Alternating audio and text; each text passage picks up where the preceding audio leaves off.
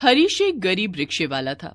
उसके पिता चल बसे थे। कुछ साल बाद हरीश की शादी भूमिका से हो जाती है।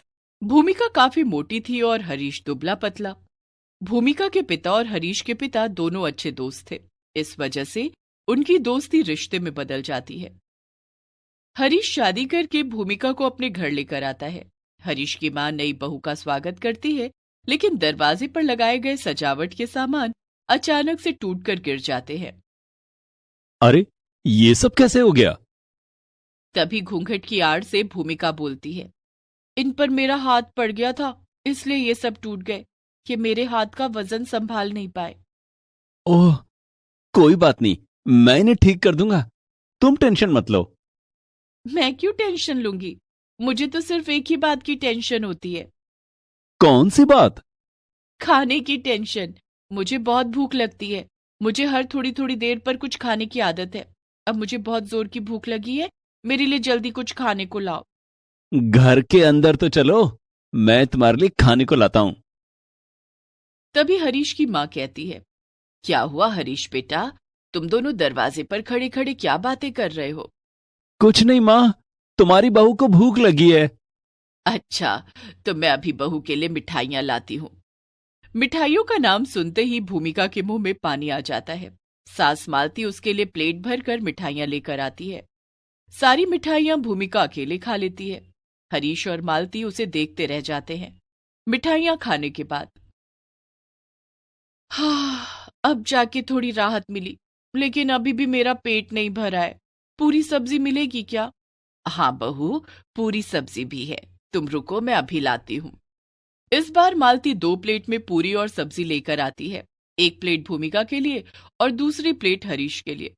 लेकिन भूमिका तो अपनी प्लेट 2 मिनट में चट कर जाती है और अब हरीश के प्लेट से भी खाने लगती है। भूमिका बहू, तेरे लिए और पूरियां लाऊं क्या? हाँ माँ जी। मालती ढेर सारी पूरियां और सब्जी लाती है। भूमिका सब खा जाती है। भूमिका का मोटापा और उसे इस तरह से खाते हुए देखकर शादी में आए मेहमान हंसने लगते हैं और मालती से कहते हैं, क्यों रे मालती, ऐसी भी क्या मजबूरी थी जो इस मोटी को अपने हरीश के लिए ब्याह लाई? दोनों साथ चलेंगे तो लोग क्या कहेंगे? एक तो तेरी बहू मोटी इतनी है, ऊपर से खाती है तो लगता है जैसे जन्म जन्म की भूखी हो। मालती मन में सोचती है, अब पता चला इसके मोटापे का राज। खाना ही इतना खाती है, ये तो महीने भर का राशन 2 दिन में खत्म कर देगी। हाय राम, हमारे तो खुद ही खाने पीने का कोई ठिकाना नहीं है। इस भुक्खड़ को इतना सारा खाना कैसे खिलाएंगे? मालती चाची से कहती है, सुमन चाची, हरीश के पिताजी ने भूमिका के पिता से वादा किया था कि हरीश की शादी भूमिका से ही करेंगे। हमने उसी वादे की लाज रख ली। हमें क्या पता था कि ये इतनी मोटी है। भूमिका का खाना देखकर मालती और हरीश टेंशन में आ गए थे। शाम को दुल्हन की मुंह दिखाई की रस्म पूरी हुई। रात को जब भूमिका और हरीश सोने के लिए अपने कमरे में गए तो भूमिका के भार से चारपाई टूट गई और भूमिका जमीन पर गिर गई। हाय हाय राम, मैं मर गई। अरे भूमिका, अपना हाथ दो, मैं तुम्हें उठाता हूं। हरीश भूमिका को उठाने की कोशिश करता है, लेकिन वो इतनी मोटी और भारी थी कि वो उसे उठा नहीं पाता है और खुद भी गिर जाता है। कमरे में शोर सुनकर मालती आ जाती है। अरे, ये चारपाई कैसे टूट गई? मां, चारपाई भूमिका का भार सहन नहीं कर पाई। सहन करेगी भी कैसे? वजन देखा है बहू का, ऐसा लगता है जैसे 4 आदमियों का वजन लेकर बैठी है। हमें पहले पता होता तो हम शादी ही नहीं करते। मालती गुस्से में बोलकर वहां से चली जाती है। भूमिका को मालती की बात बहुत बुरी लगती है। हरीश भूमिका को सहारा देकर किसी तरह से उठाता है और टूटी हुई चारपाई हटाकर अलग रख देता है। आज से हम दोनों जमीन पर ही बिस्तर बिछाकर सोएंगे। ठीक है। हरीश और भूमिका जमीन पर बिस्तर बिछाकर सो जाते हैं। दूसरे दिन भूमिका की पहली रसोई थी। भूमिका ने ढेर सारा खाना बना लिया। अरे बहू, इतना खाना कौन खाएगा? सारे रिश्तेदार तो कल ही चले गए थे। घर में सिर्फ मैं, तू और हरीश हैं। माँ जी, ये सारा खाना मैं खाऊंगी। मुझे हर थोड़ी थोड़ी देर पर खाने की आदत है। वो तो मैं तुझे देखकर ही समझ गई थी, लेकिन रोज रोज तुझे इतना खाना हम नहीं खिला सकते। तुझे पता है कि हरीश रिक्शा चलाता है, उसकी कमाई इतनी नहीं है कि तुझे ढेर सारा खाना रोज खिला सके। तुझे अपने खाने की आदत कम करनी होगी। ठीक है माँ जी, मैं कोशिश करूंगी। उस दिन से भूमिका कोशिश तो करती कि वो खाना कम खाए, लेकिन उससे हो ही नहीं पाता था। उसे हर थोड़ी थोड़ी देर पर भूख लग जाती थी। कुछ ही दिनों में घर का सारा राशन खत्म हो गया। धीरे धीरे करके कुछ महीने बीत गए। हरीश जो भी कमा कर लाता भूमिका सब खाने पर खर्च कर देती। एक दिन हरीश काम से घर लौटा। माँ, खाना लगा दो, बहुत भूख लगी है। आज दिन भर कोई सवारी नहीं मिली, सारा दिन रिक्शे को लेकर खड़ा रहा, बहुत थकान हो रही है। खाना कैसे लगा दूं? घर में खाना ही नहीं बना। तभी भूमिका भागती हुई हरीश के पास आती है और कहती है, मुझे बहुत भूख लगी है, बाहर से मेरे लिए खाना ले आओ। मुझे तो कुछ समझ नहीं आ रहा है कि ये सब क्या हो रहा है। मैं बताती हूँ। तेरी बीवी ने खा खा कर घर का सारा राशन खत्म कर दिया है।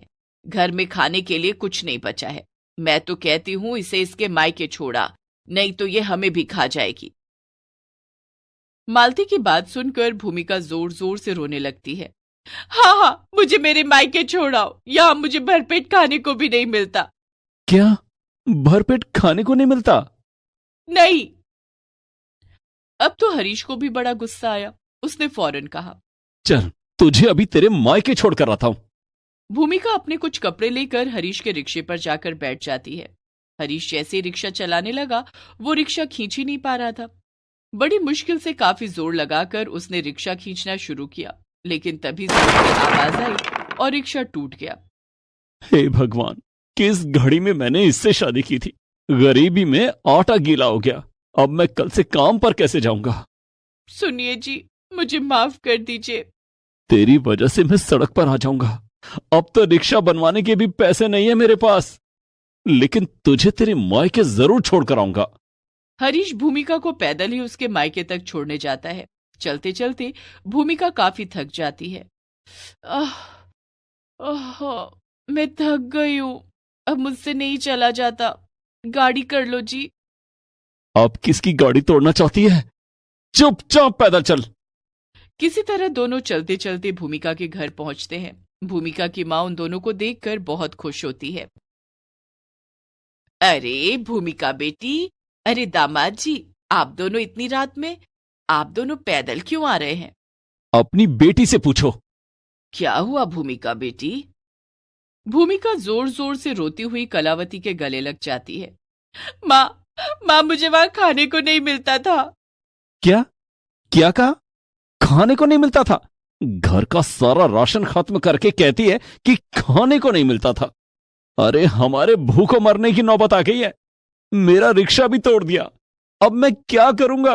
क्या कमाऊंगा और क्या खाऊंगा? बेटी और दामाद को इस तरह से लड़ता हुआ देखकर कलावती सारा माजरा समझ जाती है। दामाद जी, आप परेशान मत होइए, पहले बैठिए, मैं आप दोनों के लिए खाना लगाती हूँ। कलावती बेटी दामाद को खाना खिलाती है और एक पोटली में मालती के लिए खाना बांधकर हरीश को विदा करती है।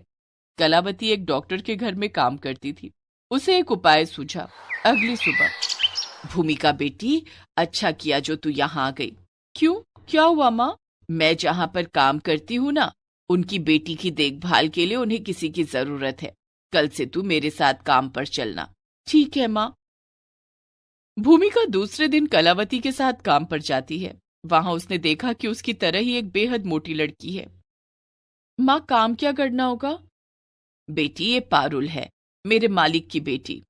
इसकी शादी हो गई थी, लेकिन मोटापे के कारण इसके पति ने इसे छोड़ दिया, जिस कारण ये पागल हो गई है। इसे भी तेरी तरह बहुत खाने का शौक था। क्या? पति ने छोड़ दिया, पागल हो गई? हाँ, अभी तो इसका घर पर इलाज चल रहा है, लेकिन ठीक नहीं हुई तो इसे पागल खाने भेजना पड़ेगा। पारुल की हालत देखकर भूमिका अपने बारे में सोचकर डर जाती है। मेरे पति भी मेरे मोटापे के कारण मुझे मायके छोड़ गए हैं। कहीं उन्होंने भी मुझे हमेशा के लिए छोड़ दिया और मैं पागल हो गई तो? नहीं नहीं नहीं नहीं नहीं नहीं, मैं ऐसा नहीं होने दूंगी।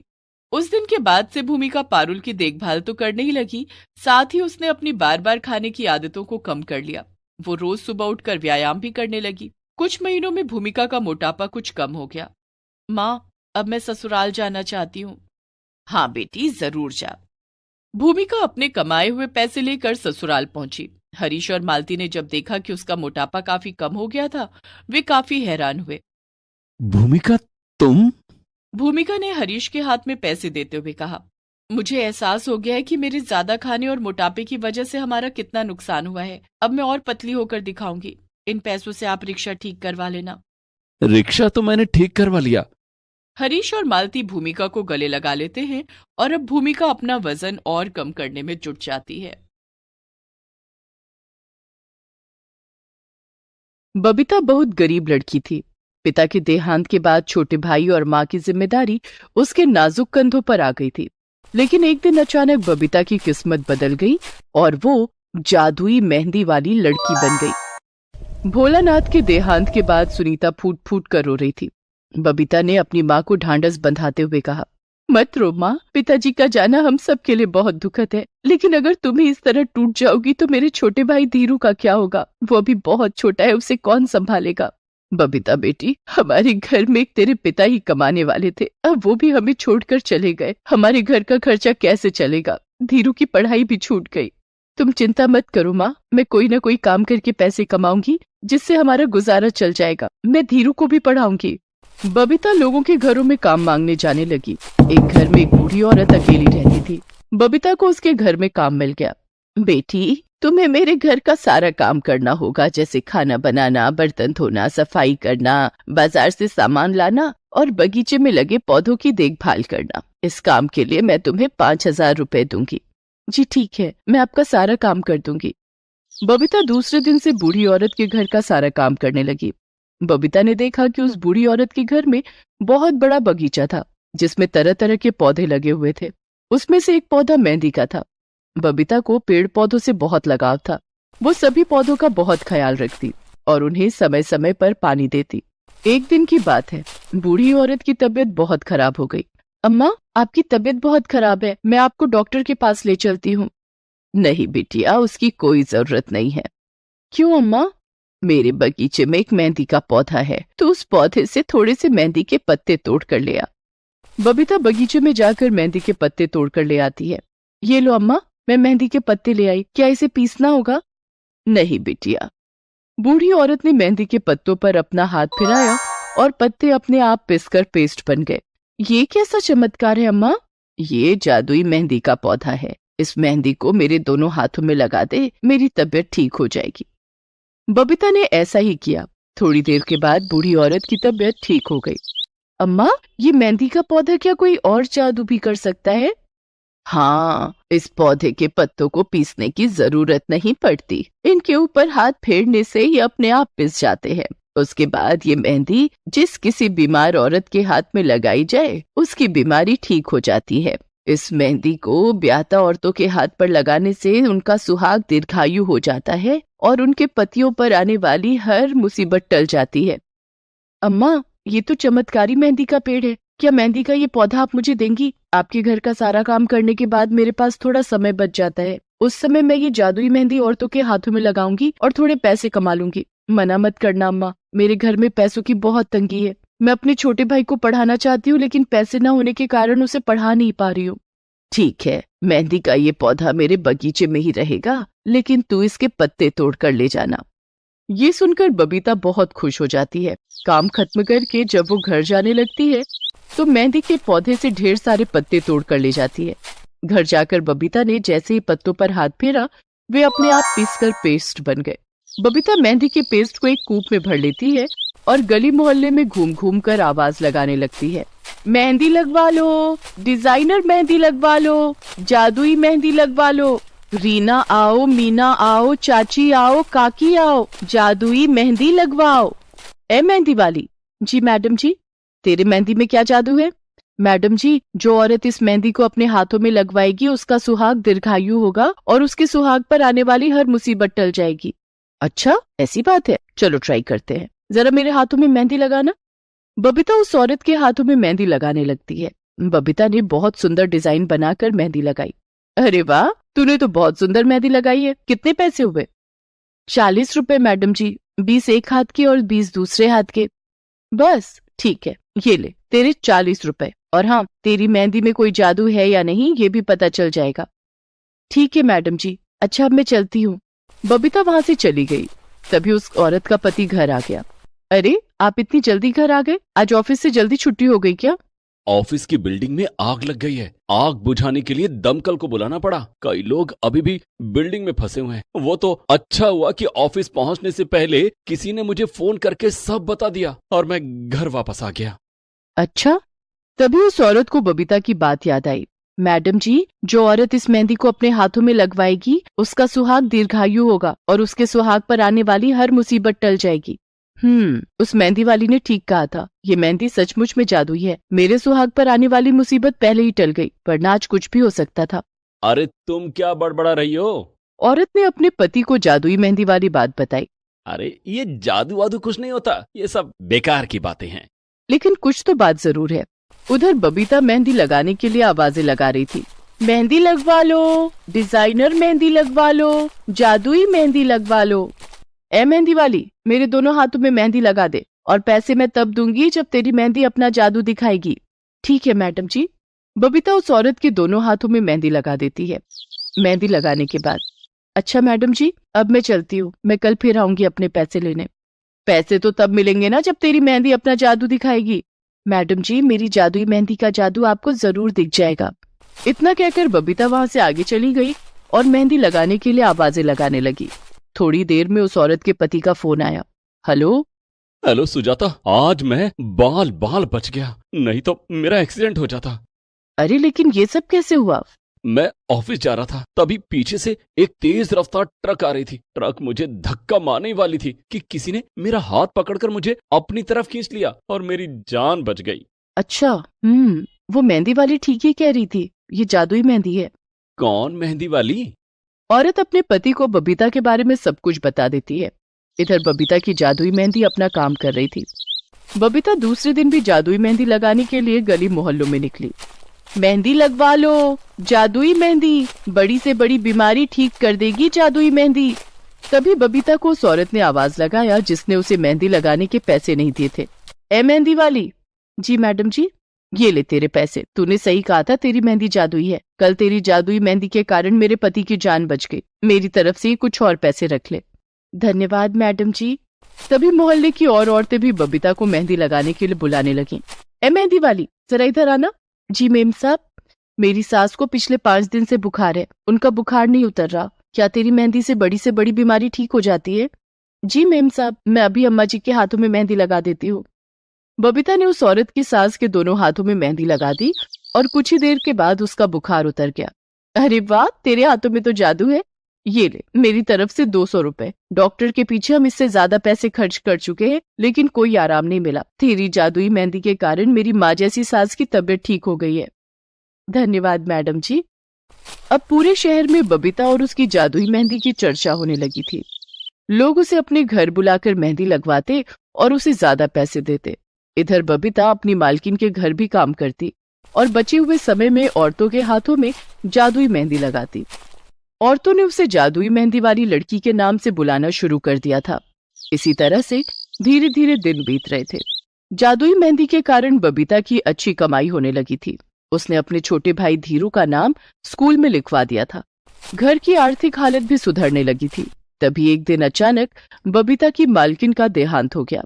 माँ, मालकिन तो रही नहीं, अब मैं कहाँ काम करूंगी? सिर्फ मेहंदी लगाकर तो गुजारा नहीं हो सकेगा, मुझे फिर से दूसरों के घरों में काम मांगने जाना पड़ेगा।